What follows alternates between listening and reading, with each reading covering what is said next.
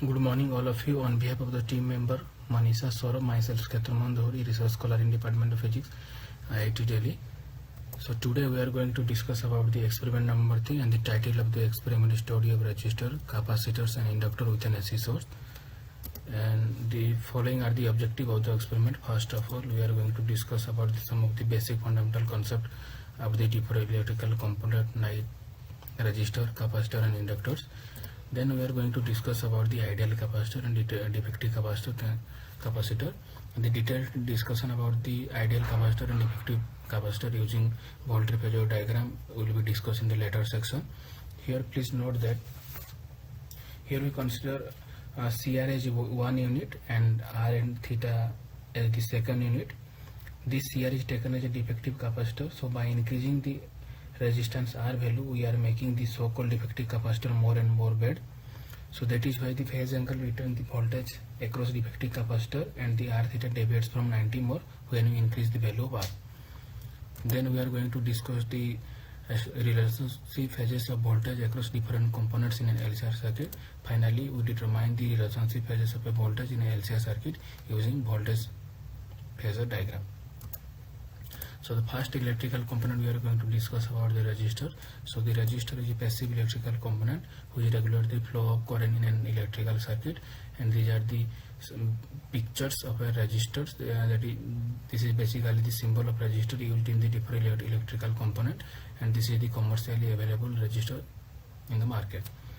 So if we determine the resistance between the of a conductor, so we have to apply potential difference V0 between those 2 points and measuring the current I. So the relationship between the electrical current I, voltage V, and the resistance R is defined by the Ohm's law, which is defined as V is equal to Ri. So from the relationship we can easily obtain the value of R, that is R is equal to V upon I. And the right hand side picture shows the different color bands, which from that we suggest the value of resistance and tolerance factor of resistors. Next electrical component we are going to discuss about is a capacitor. Capacitor is also an electrical devices which store energy in the form of electric field.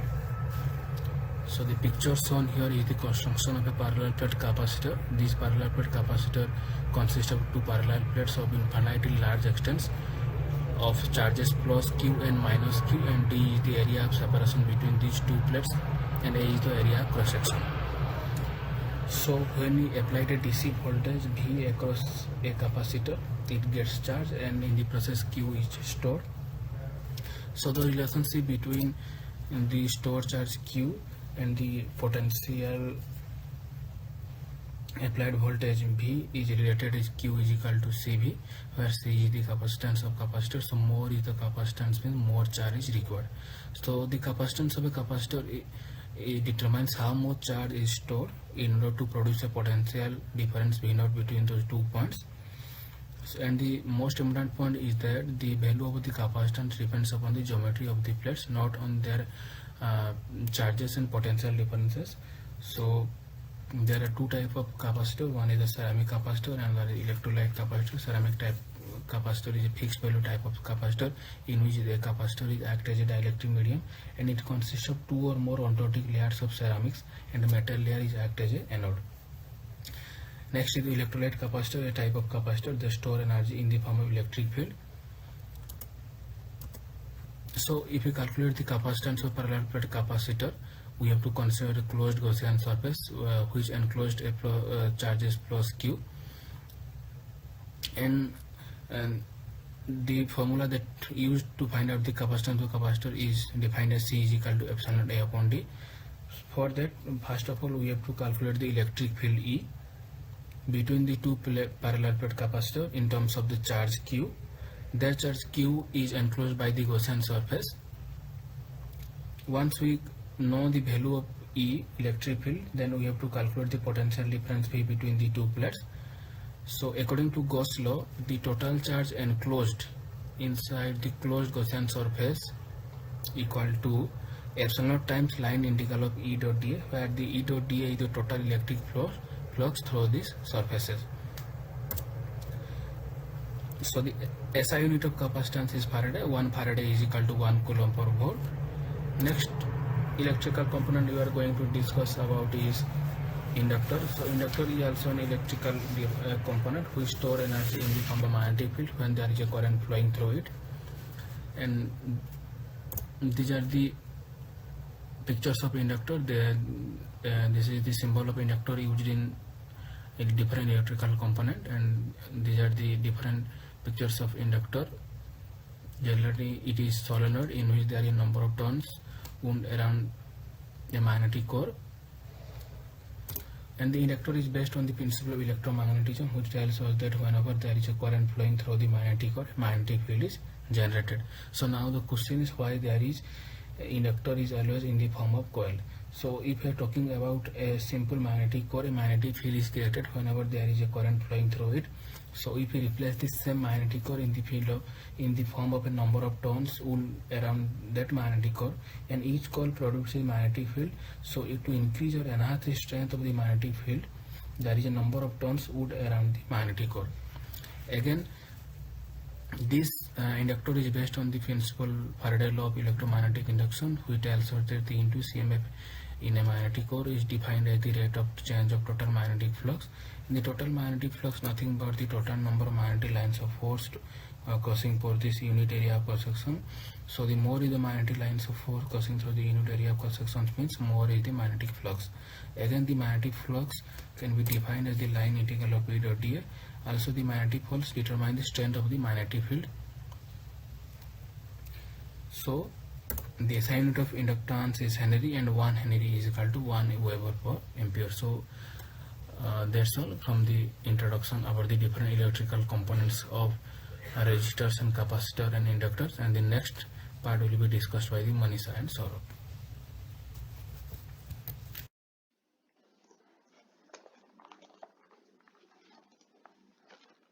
Hi, I am Saurabh Pandey, a research scholar at IIT Delhi. I will introduce you here about the phasor diagram and how can we study the phase relationship between the voltage across the different type of electrical components connected in series or in parallel.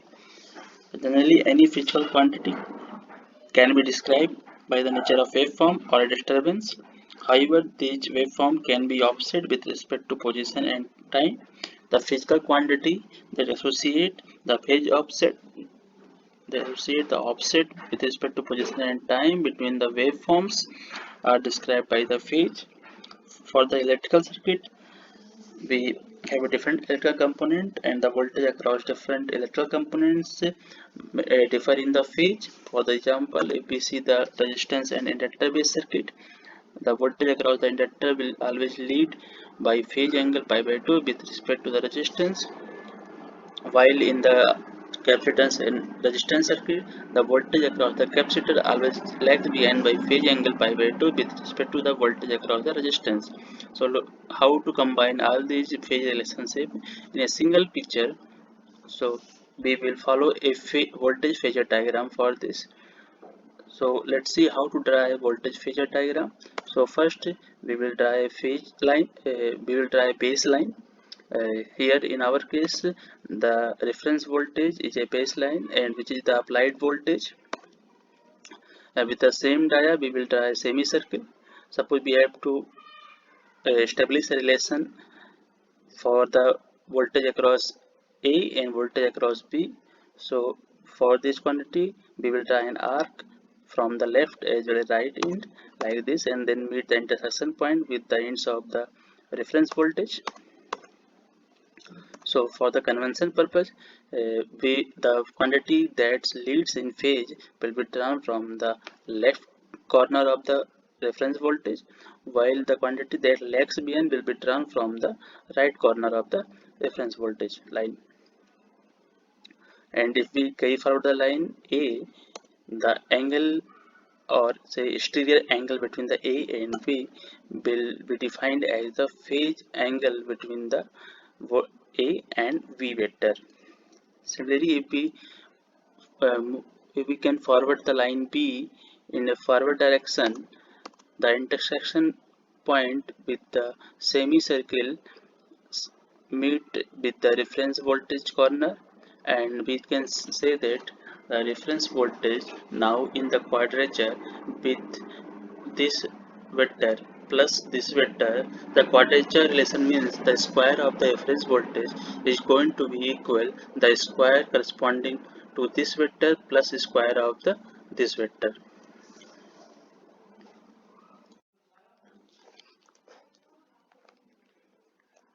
Here we are looking forward to introduce you how the electrical circuit looks like in actual. You can see here we have a different voltage supply from 10 volt to 50 volt. We have a digital voltmeter and a digital ammeter. Please note that we use digital voltmeter and digital ammeter to measure the RMS value of the voltage across the chosen component and RMS current through selected component respectively. We have 5 different resistor, 6 different capacitor and 4 different inductors. The value corresponding to elements are listed here. We are going to use a connecting wire to make series or parallel combination. For measuring the voltage across any of electrical component, the digital voltmeter need to be connected in parallel with that electrical element, while for measuring the current through any electrical component, the digital ammeter need to be connected in series with that element. The proper way of connection and measurement we will introduce you in each section of our experiment. So moving towards the experimental section, the first objective of experiment 3 is to probe a ideal capacitor and a defective capacitor using a voltage phasor. The practical capacitor we generally used has some manufacturer defects or contact resistance. This will add some resistance in ideal capacitor reactance and may be caused of deviation from the behavior of ideal capacitor. To realize such effects, we have taken C and R as a one unit connected with a series resistance R0. These C parallel are taken as a defective capacitor. By increasing the R value, we are making the so-called defective capacitor more and more bad. This is why the phase angle between the voltage across the defective capacitor and the voltage across the resistance connected in series are not 90 degree. When we increase R more and more, this phase angle deviated away from the 90 degree. Now to probe in ideal capacitor and defective capacitor, the voltage we have recorded the video doing the connection and measuring the voltage across the circuit elements and the current flowing through the circuits. So first we are now going to connect a voltage supply with the series resistance R0. Then R0 is connected with the capacitor C.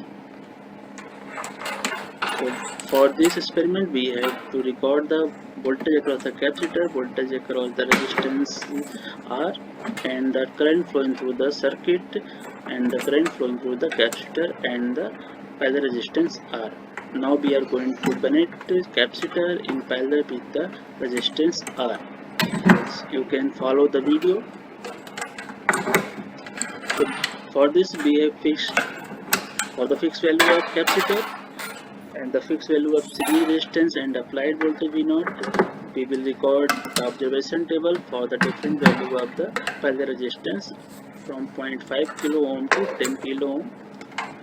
So first, now we are going to measure the voltage across the capacitor. So we have to connect the voltmeter in parallel to the capacitor. So we have connected capacitor now with the voltmeter, and you can see here the digital voltmeter gives reading about 7.4 across the capacitor. So we have take the observation and tabulated here in the table. Similarly, now we are going to measure the voltage of the parallel resistor. So since the resistor and capacitor are in parallel, so the voltage across these two is going to be same. Now we are going to measure the voltage across the series resistance R0, and it comes across about 14, and we have recorded here. Now we are interested to measure the current flowing through the whole circuit. So we have to put the emitter in the series, so that is why we have just placed an emitter in between the voltage supply and the series resistance or not, and it's reading about 14.9 milliampere. Similarly, we have to measure the current through the capacitor as well as the current through the parallel resistance. So for this we can follow the circuit diagram for the measurement of the current through the capacitor, and then we have to place the emitter here in between the series resistance R0 and the capacitor. So we have done this, and it comes to about 2.2 milliampere for the capacitor current. Similarly, you can do for the resistor as well. So following the observation table, we have to draw a voltage phasor diagram for different value of voltage across the series resistance R0 and the voltage across the defective capacitor, that is VCR. So as we have already introduced you how to draw a voltage phasor diagram, so you will be see that for a smaller value of the parallel resistance R, the phase difference between VR0 and VCR are going to be nearly pi by 2. For your convenience, you can scale the voltage in terms of length like centimeter, like 1 volt equal to 1 centimeter or 2 volt equal to 1 centimeter. Similarly, you can you have to draw a phasor diagram for the current as well.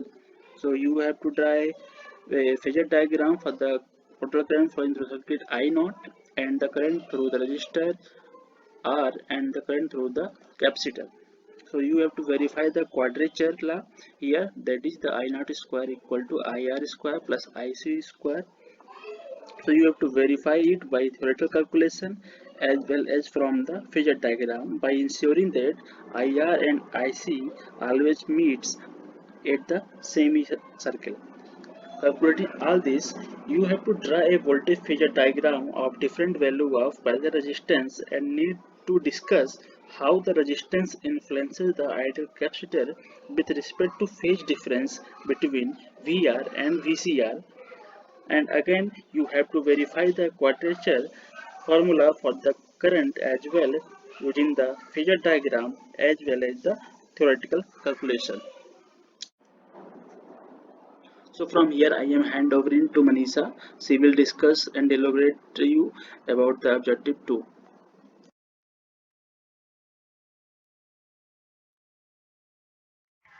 So now the second objective of the LCR study, which is to determine the equivalent power loss resistance for the real inductor using voltage phasors.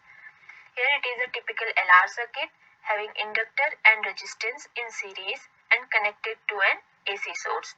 Small r is the resistive part of the inductor, so an inductor can be equivalently represented by this symbol, where our aim is to determine the value of small r, which is the equivalent power loss resistance. So for that we use the voltage phasor diagrams. After measuring the voltages across the resistor, inductor and the source voltage, we draw a voltage triangle. We find it's not a right angle triangle. So we draw a semicircle using we applied as a diameter and extrapolate the resistance voltage VR so that it intercepts the semicircle. Now by joining these 2 points, we find the real inductor voltage. Now with the help of this phasor diagram and using Ohm's law, we can calculate the value of equivalent resistance. So here we find that this equivalent power loss resistance is not equal to the DC resistance of the coils. This is because there must be some another losses in the inductor circuit. So those losses we have to look into it. So the first loss is the copper loss, which is of course due to the resistance of the coils around the core. And the second one is the core loss, which occurs in 2 forms. One is the hysteresis loss. So this loss appears because of the magnetic flux in the core. Since the source we are using here is alternating in nature, so that the magnetic flux will also be alternating. As the core material contains some magnetic poles inside it, which are distributed in random fashion in the core. As we apply any field, these magnetic poles will align themselves in the direction of the field. Because of that alternating magnetic flux, these magnetic poles change their direction in every cycle, so an extra energy consumed in the form of the power loss. And the another loss is the eddy current loss that occurs due to the induced EMF inside the coil. This EMF results a circulating current in the core which flows in the opposite direction of the applied current. This is known as the eddy current. So now, how we perform the experiment. So for that we have two methods. First one is by changing the source voltage at constant resistance value. Here it is the schematic for LR circuit, and the circuit in the laboratory looks like this. So for this exercise we keep the resistance value constant and keep on changing the source voltage, and then we measure the voltages across the resistor and the inductor, and we make the observation table like this. So now how we perform the experiment in the laboratory. For that you can follow this video.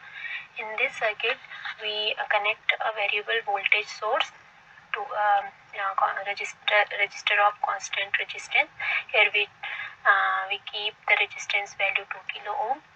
Then we connect this resistor in series with an inductor of 7 Henry, and then by using a voltmeter we measure the voltage across the resistor and the inductor. And for that you can follow this video. And the observation we took like this. For this case we got the voltage across the resistance, it is 4.8 volt, and similarly we found the voltage across the inductor, it is 8.3 volt. Then we measure the value of equivalent resistance small r. So similarly for different values of the source voltage we repeat the same exercise. Similarly, the next exercise is by changing the resistance at constant source voltage.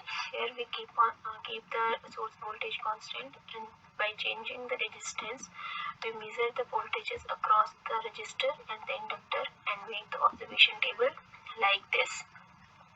So for the observation you can follow this video, where we connect a voltage of 20 volt with the resistance, and then connect this resistance in series with the inductor. Then we measure the voltages across the resistor and the inductor using a voltmeter in parallel. So here in this case we got the voltage across the resistor. Here it's coming out to be 1.9 volt, and similarly we follow the same procedure for the inductor also, and we got the voltage, it is 18 volt. So then we measure the value of equivalent resistance small r. Then by repeating the exercise for different value of resistance which is in series with the inductor, we calculate the rest of the values of equivalent resistance. Now, how we calculate the value of small r? As we already measured the values of various voltages, so for the calculation you have to set the voltage unit into the length units. So here we took 1 volt is equal to 1 centimeter. So firstly you have to draw a line using V applied of length AB is equal to 10 centimeter. Because here the V applied is 10 volts, so we will take the line length 10 centimeter. Then with the leading voltage VLR, draw an arc of length AC is equal to 8 centimeter from the left corner of V applied, and similarly with lagging voltage VR, draw an arc of length CB is equal to 4.8 centimeter from right corner of the V applied. Then by joining these points we will get a triangle ABC, which is not a right angle triangle. So we draw a semicircle using V applied as a diameter and extrapolate VR till it intercepts the semicircle at point M. So, by joining the intersection point M to the left corner of the V applied, we will get the real inductor voltage. So, using the properties of the right angle triangle, we can calculate the value of VR, that is the length cm. After that, using Ohm's law, we will calculate the value of equivalent resistance small r. So, for the rest of the voltages, different voltages, you have to calculate the value of small r. Then plot the graph between small r and V applied, which is supposed to come a straight line. Similarly, the next exercise is with changing the resistance. So for that also you have to draw the phasor diagrams. Here you can draw all the phasors in a single diagram because V applied is constant. Similar to the first case, you also have to plot the graph between the various values of equivalent resistance R and the resistance in this case, and that graph is supposed to come like this. So you have to plot all the phasor diagrams and the graph in this objective for both the cases. So for the next objective, I will forward it to Saurabh. So moving towards the objective 3, where our aim is to study the relationship phases of voltage across different components in an LCR circuit. So the circuit will look like this, where the resistance, inductor and the capacitor are arranged in series, and the voltage developed across these electrical components are given as a VR, VL and VC. The voltage across the inductor can be given as a VLR, as you have been already introduced in the objective 2. Further, as a collective unit L and C, the voltage across the terminals are given as a VLRC. These voltages follow the relation where Vs square is equal to VR square plus VL minus VC whole square. So if the voltage across the inductor are greater than the voltage across the capacitor, the circuit is said to be inductive, while if VC is greater than VL, the circuit is said to be capacitive. To study the phase relation among the voltages across the L, C and R, we are going to make an observation. So for this we have recorded the video where we made the connection and recorded the voltage across the inductor, capacitor and the voltage across the collective unit of inductor and the capacitor. So first we for the fixed value of inductor, resistance and the voltage, we have recorded the voltage across the different component for the different value of the capacitor. So you can follow the video. So we first make a connection L, C and R in the series. So you can follow the video for making a connection. So the terminal goes from one to another so that they are arranged in a series. And finally, if you want to measure a voltage, similarly you have to connect a voltmeter in a parallel connection. So first we measure the voltage across the resistance and it's come about 19.2. You can see here in the table. Similarly, we are going to measure the voltage across the capacitor and it comes 0.9, and the same for the inductor as well, and you can see in the digital voltmeter the reading is 6.8. Similarly, now we are going to measure the voltage across the collective unit of inductor and the capacitor, and it's come about 5.6.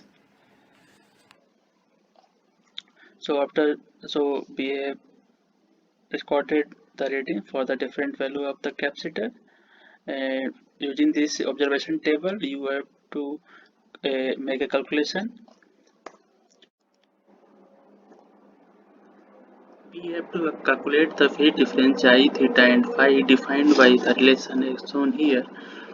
By using a voltage phasor diagram and the formula given here, we have to measure the phase difference Xi for the applied voltage and the voltage across the LR. We have to measure this phase difference directly from the various value of capacitor and then calculate for the each capacitance value. The detail of voltage phasor diagram and how to draw this have been already introduced to you. The vector corresponding to VLCR and the VR are drawn from left to right end of the applied voltage reference line, extending VR in a forward direction so that it can intersect with the semicircle will gives voltage across the inductor and capacitor unit given as VLC equal to VL minus VC. As we know, the voltage across the inductor and the capacitor are 180 degree phase difference. So VLC line can be stripped forward and backward so that VLC equal to VL minus VC, and this will give VL value and this will give the VC value. So if VL is greater than VC, the circuit will said to be inductive, while if VL is less than VC, the circuit is said to be capacitive one. You have to also check from the observation table the condition where the VLC is where the VLR is greater than the VC and the VLR is less than the VC, as well as the condition where the VLR is nearly equal to the VC, that is the condition of impedance, or be said that the circuit is purely resistive one. Further, Xi need to be calculated using the expression, then comparison can be made in your report between the theoretical value obtained from the relation here and the value obtained from the voltage phasor diagram. That's all, and good luck.